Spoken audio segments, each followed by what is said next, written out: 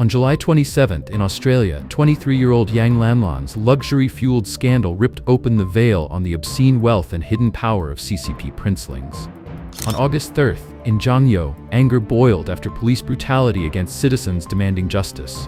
And on August 9th, in Beijing, the nation's political heart seals itself behind barricades and armed guards as rumors swirl of Xi Jinping's weakening grip.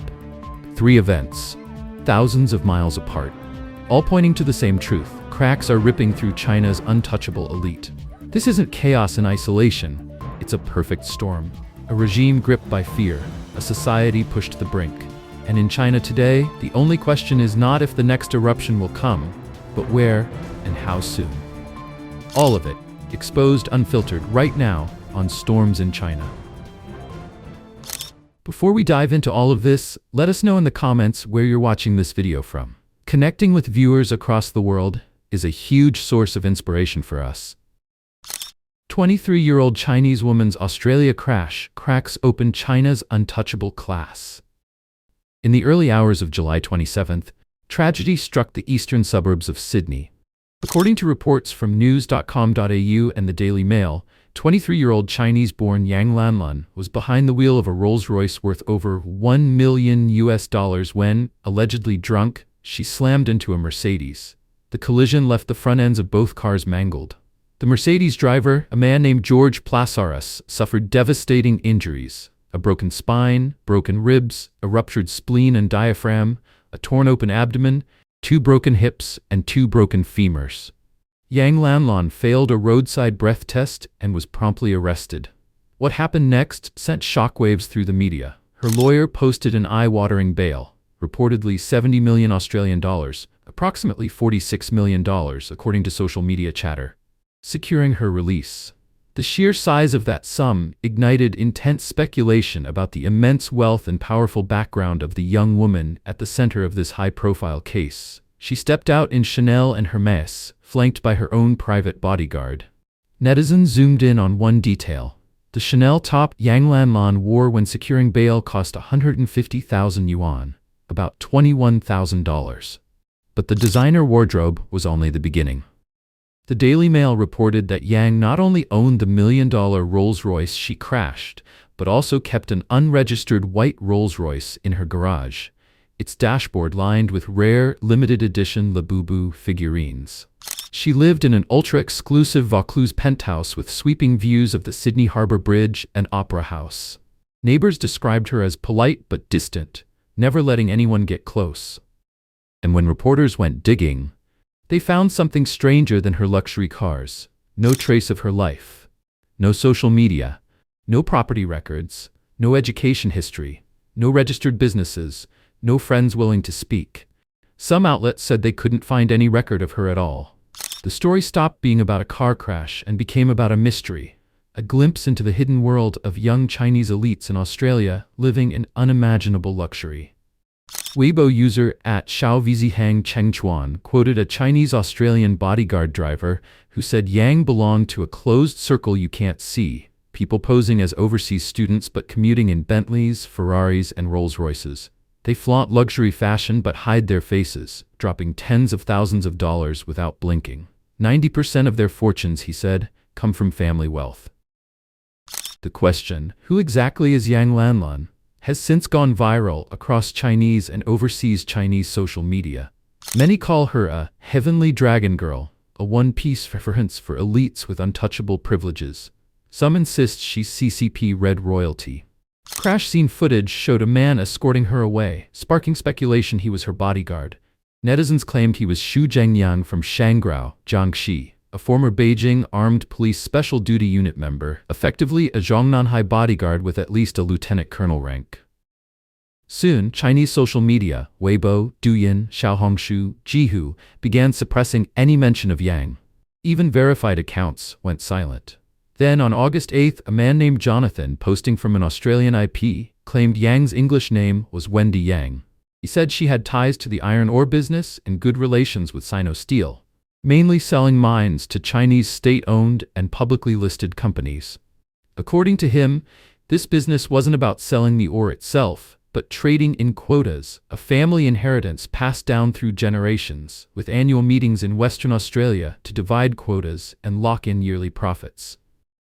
Jonathan said Sino-Steel is a major state-owned enterprise engaged in developing and processing metallurgical mineral resources as well as trading and transporting raw materials and finished products for the steel industry. It ranks among China's largest importers of iron ore.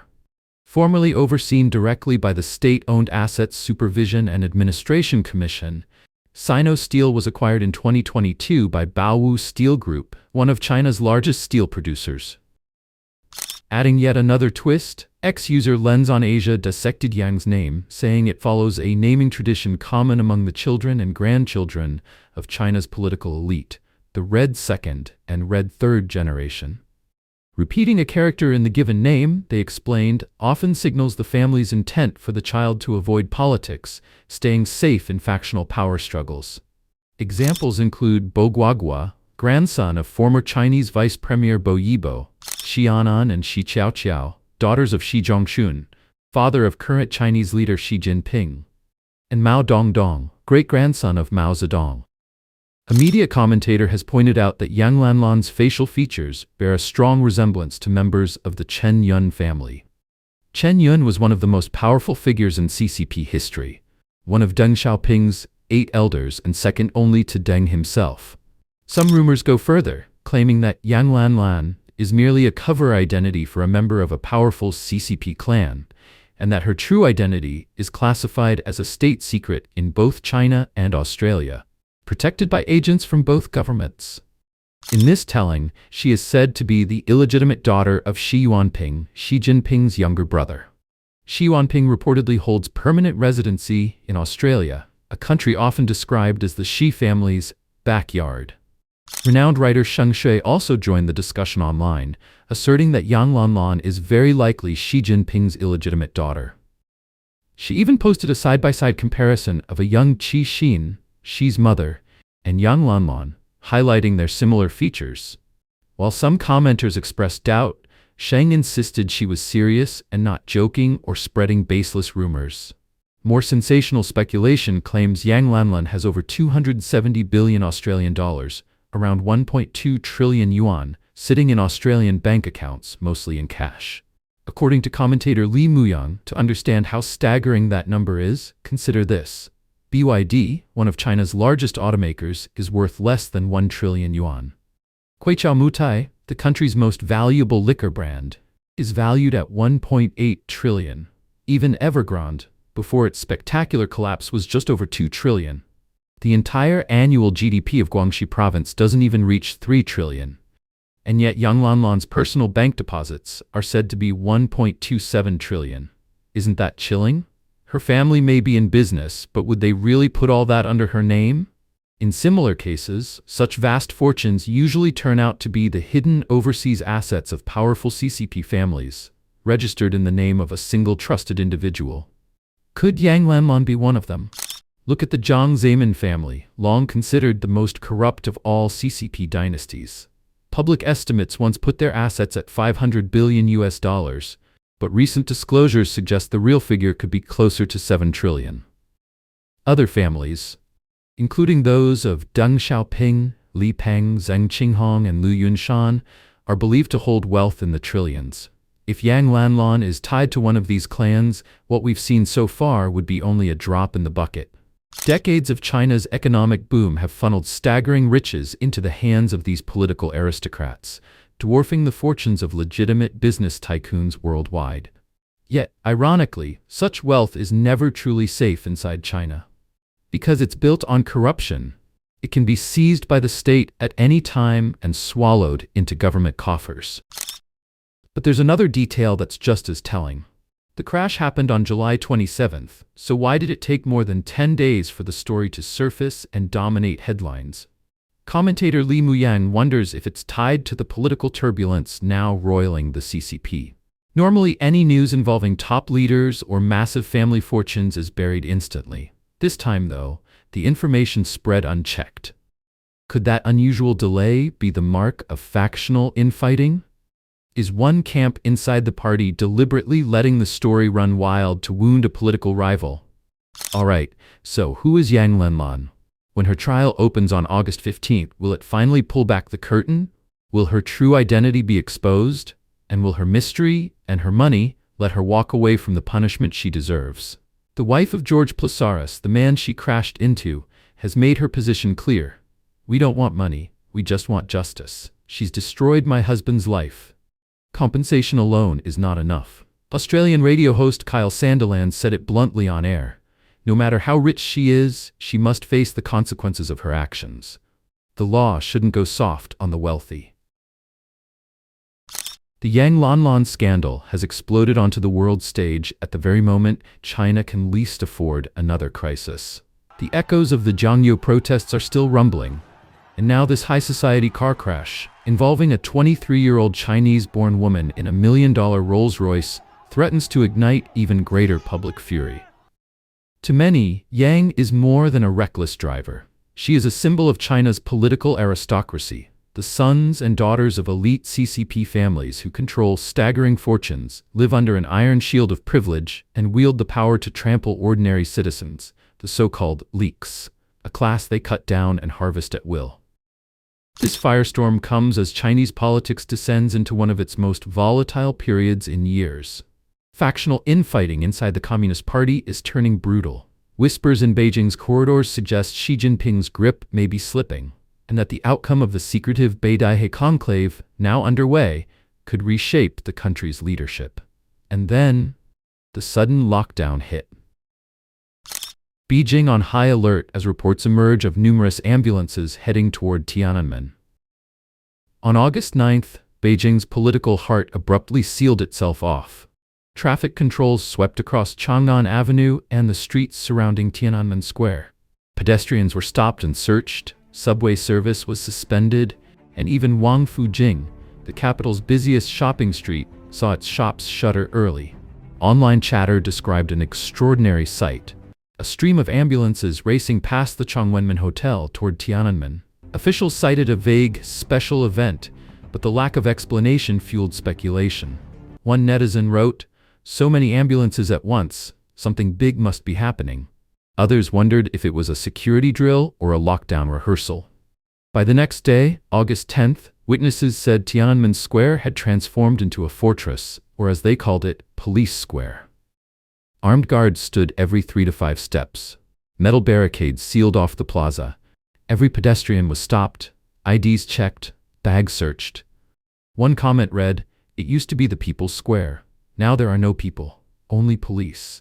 On X, user Zhang Xingkai described being stopped on his way to the Forbidden City because a US dollar bill was tucked into his phone case and his shirt bore English letters. He was searched head to toe, even his underwear. He wrote, "I don't know what they're so afraid of. They're sick." Another Beijing resident said traffic restrictions along Chang'an Avenue come and go, but for parades, security is extreme. He noted, "They demand every safe be opened for inspection. The whole country gets a holiday, but companies still have to keep staff to face the checks." The Beijing News had reported on August 7th that the Traffic Management Bureau would impose rolling closures on August 9th and 10 to ensure the safety and smooth operation of a special event. 4 shutdown periods were announced: 6 p.m., 7 p.m., and 9 p.m. on August 9th, and 12:30 a.m. on August 10th, with only credentialed vehicles allowed through. The special event was widely suspected to be a military parade. State media later confirmed that on September 3rd, Tiananmen would host a grand ceremony marking the 80th anniversary of victory in the War of Resistance against Japan and the end of World War II, complete with a troop review. Major Beijing events always trigger intense security. But this time, preparations were sweeping. Petitioners from across China were forcibly taken to Jiangyou, known as the Petitioners' Concentration Camp, for soft detention. Local interceptors camped at Beijing's train stations and airports to block and, in some cases, beat and deport petitioners. One netizen didn't hold back. "The people are the country, and the country is the people. Yet the Communist Party beats the country itself." From a multi-million-dollar Rolls-Royce crash in Sydney to steel barricades sealing off Tiananmen, and the still echoing cries for freedom from Jiangyou, three seemingly separate stories reveal the same truth. In China, power rests in the hands of a closed circle, lavish, yet deeply fearful. Yang Lanlan, the heavenly dragon girl of the red aristocracy, is said to hold wealth rivaling the GDP of a province, stepping into court draped in Chanel and Hermes. Back home, ordinary citizens are strip-searched for a US dollar hidden in a phone case. And in Jiangyou, protesters have learned firsthand that law and order are weapons to guard privilege and silence dissent. Now, as CCP factional infighting intensifies, the Lanlan scandal, Tiananmen lockdown, and Jiangyou unrest are no longer isolated incidents. They are pressure cracks in the same wall. And one day, that wall may no longer hold.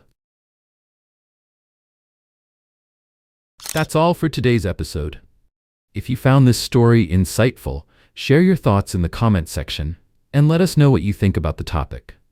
Don't forget to like and subscribe so you don't miss any future episodes. Thanks for staying tuned. We'll see you next time.